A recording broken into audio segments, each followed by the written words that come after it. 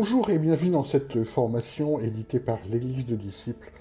Cette formation est une formation très importante pour tous les disciples, mais qui est également inclus dans le programme de formation pastorale, car elle s'intitule Vivre l'amour de Dieu.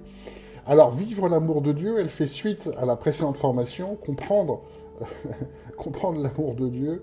Il y a une histoire, bien sûr, pour cette formation. Ça fait une semaine que j'ai des visions bien particulières qui ne correspondent pas aux visions que j'ai habituellement sur le fait de répandre la lumière de Christ véritablement sur le monde, qui sont à l'origine de beaucoup de formations. Mais là, je vois, Dieu m'a montré un aspect de puissance spirituelle. Et c'est pour ça qu'on va faire cette formation de façon bien particulière. Elle va se faire à rebours. Alors, pourquoi je vous dis qu'elle va se faire à rebours? Tout simplement parce qu'elle va être faite selon un passage biblique qui nous dit cela. 1 Corinthiens 9, 24, c'est Paul qui parle. Ne savez-vous pas que ceux qui courent dans le stade courent tous, mais qu'un seul remporte le prix? Courez de manière à le remporter. Alors le prix, c'est la récompense donnée grâce à l'amour de Dieu. Mais nous voyons dans ce passage et nous voyons dans l'ensemble de la Bible qu'il y a en fait tout un processus, un grand nombre d'étapes pour arriver à cette récompense. Et c'est pour ça qu'on va partir de cette récompense et on va remonter dans le temps, étape par étape, pour bien comprendre quelle est la règle du jeu, quel est le plan de Dieu pour nous, comment est-ce qu'on peut courir de manière à remporter cette récompense. Et on va partir en Apocalypse 21, versets 10 à 12. Et c'est Jean qui parle, et il me transporta en esprit sur une grande et haute montagne, et il me montra la cité sainte, Jérusalem, qui descendait du ciel d'auprès de Dieu, ayant la gloire de Dieu. Son luminaire est semblable à une pierre très précieuse, telle qu'une pierre de jaspe, transparente comme du cristal. Elle a une grande et haute muraille. Et un autre passage nous précise, en Apocalypse 21, 18, et la cité était d'or pur, semblable à un pur cristal. Alors, ça, j'ai eu en fait une dizaine de visions sur cette nouvelle Jérusalem, et ça me permet de bien comprendre en fait le texte. Effectivement, quand Jean dit « Et il me transporta en esprit sur une grande et haute montagne », j'ai vécu une expérience qui est similaire, en fait, c'est-à-dire le fait, on se sent, il n'y a plus de gravité, en fait. Avec Dieu, on va très, très, très haut, très bas, et ça permet justement d'arriver à cette cité de Jérusalem, en haut des murs, de plonger dans le fleuve de vie. Enfin, c'est très dynamique, et c'est vrai que c'est une expérience très particulière qui vous marque à vie. Hein. Et une des premières visions que j'ai eues sur la Nouvelle Jérusalem, en fait c'était la nuit, là c'était sous forme de rêve, et j'ai vu à la fois un mélange de cristal et c'était comme de l'or, mais de l'or que je ne connaissais pas, parce que moi je connais l'or qu'on voit dans le monde, hein, qui est un or plutôt... enfin, vous voyez le jaune d'or tel qu'on le voit dans les bijoux, et là je voyais une sorte de jaune beaucoup plus clair, de jaune paille, et je ne comprenais pas ça. Et c'est pour ça qu'en me plongeant dans la parole, pour vérifier ce rêve, c'est là que j'ai compris, parce que donc la cité était d'or pur. Et cet or pur, quand on regarde sur Internet ce que c'est que l'or pur, en fait, certains frappeurs de monnaie le font, et c'est un or à 99% ou plus. Et effectivement, la couleur n'est pas la même que l'or à 24 carats ou 14 carats tel qu'on le voit dans le monde. Le jaune est beaucoup plus clair, et ça correspond exactement à ce que j'ai vu dans ce rêve. Alors là, c'était une de mes premières visions, mais j'en ai eu une dizaine de plus sur la Nouvelle Jérusalem. Et quand il est dit en Apocalypse 21-23, la cité n'a pas besoin du soleil ni de la lune pour l'éclairer, qu'à la gloire de Dieu l'éclaire. Ça aussi, c'est quelque chose de très frappant. Nous, on a du mal à comprendre ce qu'est la gloire de Dieu. Souvent, d'ailleurs, on voit dans les églises, la gloire, c'est compris comme une gloire humaine, et alors que ça n'a rien à voir avec ça. En fait, là, il y a toute une vision que peux vous mettre en lien, si vous voulez, que j'ai partagée dans les les petits enseignements, 5 minutes avec Dieu sur la gloire de Dieu. Donc je ne vais pas reprendre toute cette vision-là, parce que c'est tout un rêve qui est assez long. Mais la gloire, être éclairé par la gloire de Dieu, c'est-à-dire que nous sommes vraiment aspergés de tout ce qui est Dieu, c'est-à-dire de son œuvre et de son importance, si on veut résumer ce qu'est la gloire de Dieu. La gloire de Dieu, nous pouvons le voir dans le monde à travers son œuvre extraordinaire qu'est la création. Et là, ça nous montre bien que dans cette récompense, dans cette nouvelle Jérusalem, nous sommes plongés en permanence dans l'œuvre de Dieu, et nous voyons toute la grandeur et l'importance de ce que fait Dieu, et c'est ce qui nous éclaire en permanence de sa lumière. Alors, la question, c'est comment rentrer dans cette nouvelle Jérusalem, et les textes sont très clairs, ça n'est pas si simple que ça. Cette récompense qui est vraiment l'amour de Dieu, c'est-à-dire le fait de vivre éclairé par la lumière de Dieu à vie et d'agir avec lui, est réservé en fait à quelques-uns véritablement. Et c'est pour ça que dans toute cette formation, nous allons remonter étape par étape.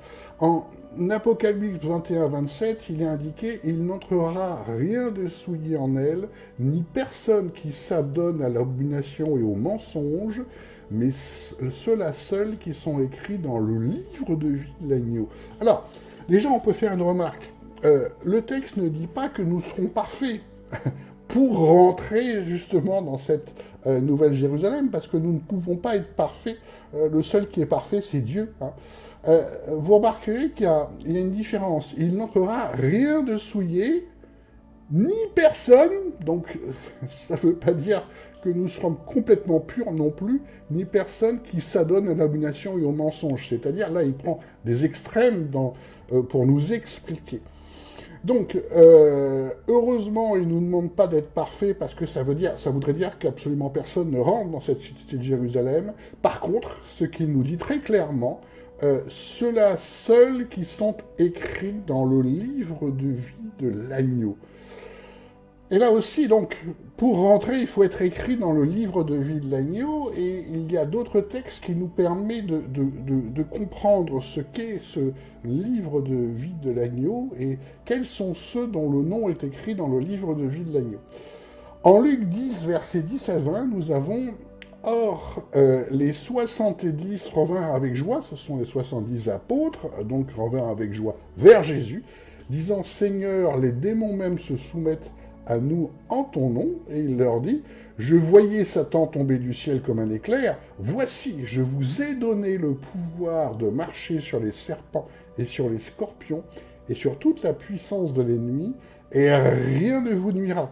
Toutefois, ne vous réjouissez pas de ce que les esprits se soumettent à vous, mais réjouissez-vous de ce que vos noms sont inscrits dans les cieux. Alors, déjà, là, ça nous donne des indications claires pour comment on finit par être inscrit dans le livre de vie de l'agneau. On voit, c'est le travail des apôtres qui, en étant équipés par l'Esprit, parcourent donc le pays pour annoncer la bonne nouvelle, pour évangéliser, et Jésus leur a équipé du pouvoir de marcher sur les serpents et les scorpions, et sur toute la puissance de l'ennemi, de chasser les démons. Ça veut dire qu'il est très clair que, dans ce passage-là, on voit que le fait d'être inscrit dans le livre de l'agneau est lié au service de Dieu, et est lié au fait d'être disciple, de faire l'œuvre de l'Esprit.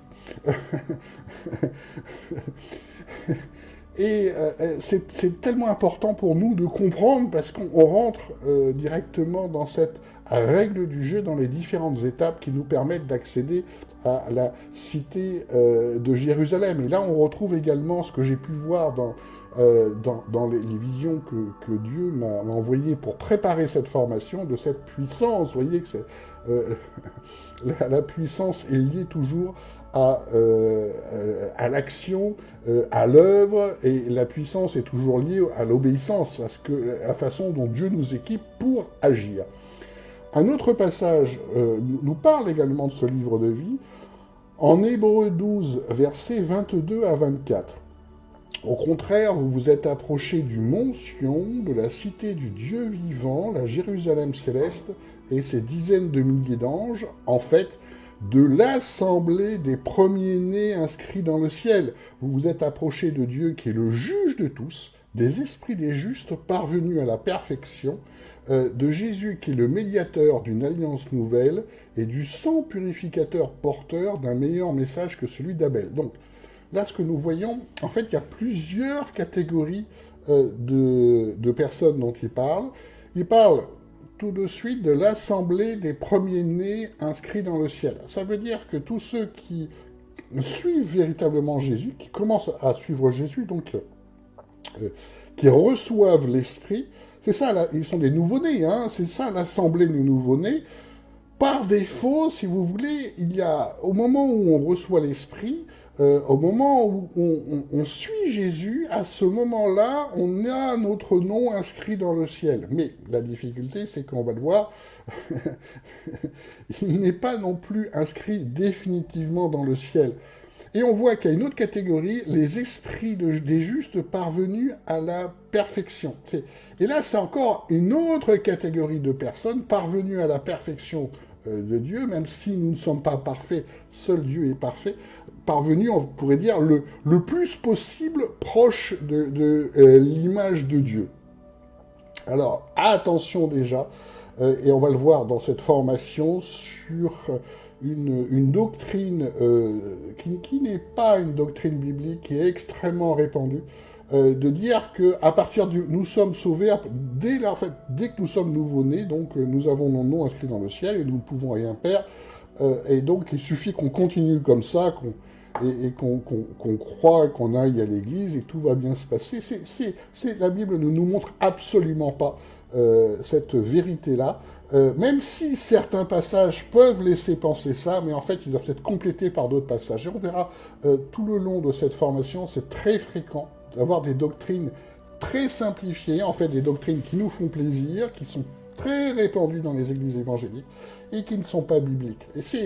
Et nous devons aussi nous battre contre ça pour vraiment dire la volonté de Dieu telle qu'elle nous est parvenue. Nous allons remonter aussi une étape pour bien comprendre comment on rentre dans cette cité de Nouvelle-Jérusalem. En Apocalypse 22, versets 1 à 2, « Et il me montra un fleuve d'eau de la vie, clair comme du cristal », vous voyez qu'on retrouve encore cette notion de cristal, qui sortait du trône de Dieu et de l'agneau au milieu de la rue de la cité, et sur les deux bords du fleuve sont des arbres de vie. C'est curieux de voir les mêmes arbres de vie dont on parle, dans le paradis originel. La clé, c'est vraiment ce fleuve d'eau de vie, parce qu'une des premières visions que j'ai eues, parmi les premières, en fait, c'était le fait de me retrouver plongé dans le lit de ce fleuve d'eau de la vie, qui était vraiment une expérience très particulière, euphorisante en fait, où je n'étais pas mouillé, mais j'étais vraiment entouré de cette eau. Et j'ai mis du temps à comprendre que j'étais en fait directement dans le fleuve d'eau de la vie, et en fait directement dans la cité. C'est comme ça qu'on rentre dans la cité. C'est vraiment en se plongeant, en étant lavé, là on peut le dire, hein, purifié par ce fleuve d'eau de la vie qui est bien sûr le Saint-Esprit. Et ça, c'est une bénédiction extraordinaire par rapport à ça. C'est vraiment la traduction d'amour de Dieu. Rappelez-vous, dans la formation dans la première formation sur comprendre l'amour de Dieu, on voyait l'équivalent entre l'amour de Dieu et le Saint-Esprit. Là, nous le voyons bien sûr dans toute la parole de Dieu. Les arbres de vie, je les ai vus en fait aussi. Je voyais cet arbre, enfin ces arbres et surtout cette herbe bien grasse, cette vie en fait. Et toute la Bible nous le répète, ça n'est que par l'Esprit qu'il y a la vie. C'est un enseignement tellement important pour nous. Alors, là, donc, il y a déjà une première clé très importante. Maintenant, qu'allons-nous faire dans cette cité? En Apocalypse 22.5, il est indiqué, il n'y aura plus de nuit, et ils n'ont besoin ni de la lumière de lampe, ni de la lumière du soleil, parce que le Seigneur Dieu resplendira sur eux, et ils régneront au siècle des siècles. Alors là, ça veut dire que dans cette cité de Jérusalem, on est au service de Dieu pour régner, c'est-à-dire pour faire sa volonté. Et là aussi, attention à des enseignements qui sont tronqués, qui circulent. Il faut bien comprendre une logique. On ne peut pas passer l'éternité à régner avec Dieu, c'est-à-dire que Dieu nous délègue une partie de son pouvoir, alors que nous avons passé une partie de notre vie de façon charnelle dans les raisonnements humains. Ça ne fonctionne pas. Pour pouvoir accéder à cette mission qui est de régner avec Dieu pour l'éternité dans la cité, dans la Nouvelle Jérusalem, nous devons sur cette terre commencer à être de plus en plus lavés par l'Esprit. Et il y a une formation aussi, être libéré par l'Esprit, qui parle de ça sur cette même chaîne, pour que nous soyons de plus en plus à l'image de Dieu, à l'image du Christ. C'est une condition sine qua non pour rentrer. Je suis toujours frappé d'entendre des personnes qui disent, alors que je les connais spirituellement parlant, je sais bien qu'il y a encore beaucoup de charnel chez ces personnes et qui me disent « Ah, ça va être bien, je vais régner dans la cité de Jérusalem. » Mais c'est pas possible.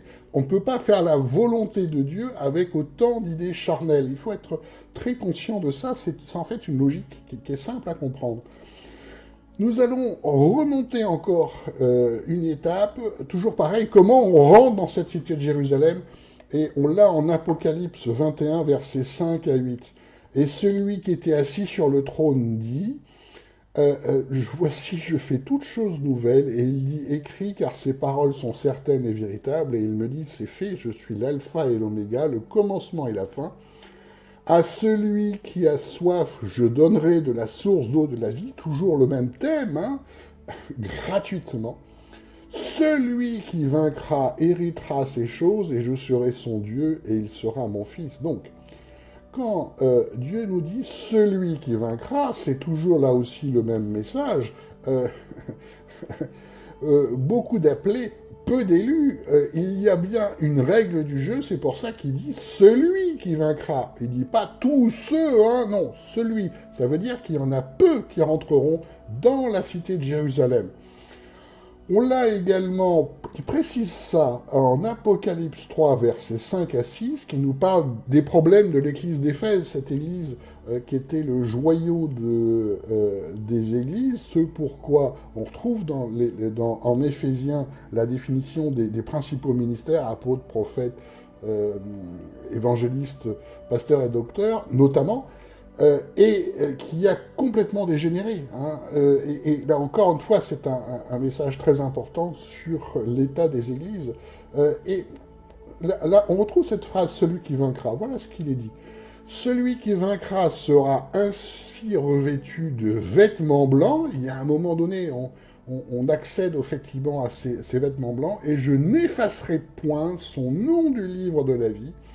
Et je confesserai son nom devant mon Père et devant ses anges. » C'est bien sûr Jésus qui parle. « Que celui qui a des oreilles écoute ce que l'Esprit dit aux églises. » Quand vous avez un message comme ça, que celui qui a des oreilles écoute ce que l'Esprit dit aux églises, ça veut dire que les églises n'entendent plus ce message-là. Évidemment, nous sommes dans les églises de la fin des temps, des églises qui sont essentiellement charnelles, ce qui est décrit d'ailleurs en Apocalypse. Donc il faut comprendre tous ces messages d'Apocalypse, c'est tellement important pour nous. vous voyez, celui qui vaincra donc peut, et je n'effacerai point son nom du livre de la vie. Hein. Et là, il parle de personnes en église d'Éphèse, pourtant, qui avaient une foi très supérieure aux autres. C'est un avertissement extrêmement clair sur ce qui se passe au jour d'aujourd'hui. Et bien entendu, là encore, attention aux doctrines qui circulent en Église, qui nous disent que on est inscrit dans le livre de la vie une fois pour toutes, etc. On est sauvé une fois pour toutes dès qu'on reçoit Jésus. C'est recevoir Jésus, on l'a vu d'ailleurs tout à l'heure, ça n'est que le début, en fait, qui permet justement de recevoir l'esprit, qui remet les compteurs à zéro, mais on a tout un travail à faire, et nous allons voir dans toute cette formation ce qu'est ce travail. Bien, continuons sur cette formation. Alors, comme le message est très important et en fait fondamental, je vais peut-être découper en 2 ou 3 vidéos. Allez-y vraiment complètement jusqu'au bout, et je vous encourage vraiment à regarder 2-3 fois chaque vidéo, tout simplement pour bien comprendre les différents principes spirituels et les appliquer pour qu'elles portent du fruit, pour que ces formations puissent porter du fruit. Il faut vraiment les utiliser comme outils de formation et ne pas hésiter à les écouter 2 ou 3 fois. Donc continuons, donc on remonte une étape, pour arriver avant, comment on rentre dans cette cité de Jérusalem, comment on profite de cet amour de Dieu éternellement. Et c'est précisé en Apocalypse 22, versets 12 à 14, « Voici, je viens bientôt, et mon salaire est avec moi pour rendre à chacun selon qu'est son œuvre. Je suis l'alpha et l'oméga, le premier et le dernier, le commencement et la fin. Heureux ceux qui lavent leurs robes, afin qu'ils aient droit à l'arbre de la vie, et qu'ils entrent par les portes de la cité. » Donc, vous voyez, il y a deux notions extrêmement importantes. Pour rendre à chacun selon qu'est son œuvre. C'est-à-dire que, véritablement, on ne peut pas faire un chemin conduit par l'esprit si au bout il n'y a pas d'œuvre. Ça veut dire qu'il n'y a pas de fruit et ça n'est pas la volonté de Dieu. Heureux ceux qui lavent leurs robes afin qu'ils aient droit à l'arbre de vie et qu'ils entrent par les portes dans la cité. Ceux qui lavent leurs robes, c'est-à-dire que c'est vraiment par cette libération par l'esprit, c'est pour ça que nous avons fait une formation dessus, que tout se fait, c'est-à-dire un renouvellement complet, et on va continuer à le voir dans les étapes précédentes, mourir à nous-mêmes pour être véritablement pour être libéré par l'esprit et faire la volonté de Dieu. Mais là, on voit déjà rendre à chacun ce que l'on sait de son œuvre, et on le voit effectivement dans la Bible. On sait très bien que en tout cas, la Bible nous dit que dans la Nouvelle Jérusalem, il y aura des rôles différents. Certains vont briller plus que d'autres. Rappelez-vous, celui-ci sera appelé petit dans le royaume des cieux. Certains vont briller plus que d'autres. C'est-à-dire que les œuvres... tout sera fait en fonction de ce que nous avons fait, en fonction de nos œuvres pour Dieu. Et le fait de rentrer est lié à la fois aux œuvres, mais pas seulement, parce que là, heureux ceux qui lavent leur robe, et on le voit, vraiment tout ce travail qui est fait dans l'esprit. Là encore, attention par rapport à ce qui est dit en Église. Malheureusement, très souvent, on entend une doctrine qui nous indique qu'en fait, quasiment tout le monde rentre, hein, tous ceux qui sont dans l'Église rentrent, il suffit d'accueillir Jésus et ça se passe bien, et ça n'est pas du tout ce que nous montre la Bible. À tel point que j'ai eu une vision là-dessus, une vision assez effrayante, où je voyais, où j'étais tout près de cette muraille de Jérusalem, comme je vous l'ai partagé tout à l'heure, l'expérience d'être emporté par l'Esprit. En fait, on est affranchi de toute question de pesanteur ou même de toute question matérielle. On peut traverser. À un moment, j'ai traversé ce mur. Enfin, on voit que avec les yeux de Dieu, avec la puissance de Dieu, en fait, les règles naturelles n'en ont plus vraiment le même sens. Et j'ai vu, et j'étais très frappé par cette très grande muraille, où je voyais énormément de personnes qui essayaient de rentrer et qui ne pouvaient pas, qui étaient restés à l'extérieur de cette muraille, qui étaient bloqués par ce mur et qui ne comprenaient pas ce qui leur arrivait. Et je crois que Dieu m'a envoyé cette vision pour vraiment avertir de toutes ces doctrines qui, encore une fois, nous sommes dans les églises de la fin des temps, c'est-à-dire il est très difficile de bien comprendre, de transmettre cette vérité de Dieu, parce qu'elle ne se fait que par l'Esprit. Et donc, il y aura beaucoup de déceptions au moment d'arriver à cette Nouvelle Jérusalem. C'est ce pourquoi j'ai eu cette vision assez effrayante de toutes ces personnes qui hurlaient parce qu'elles ne comprenaient pas pourquoi elles étaient bloquées par cette muraille et qu'elles ne rentraient pas, en fait, dans cette Nouvelle Jérusalem. En Apocalypse 22, 17, il est indiqué « Et l'Esprit et l'Épouse disent « Viens ».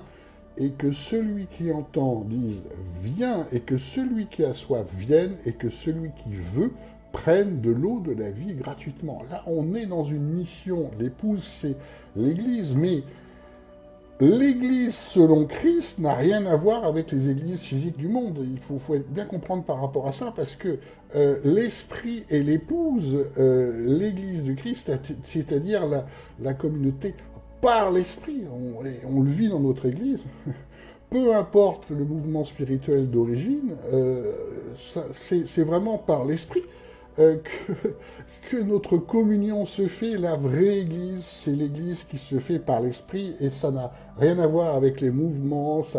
On peut tout à fait être en communion spirituelle avec un catholique, peu importe en fait ce que pense tel ou tel mouvement.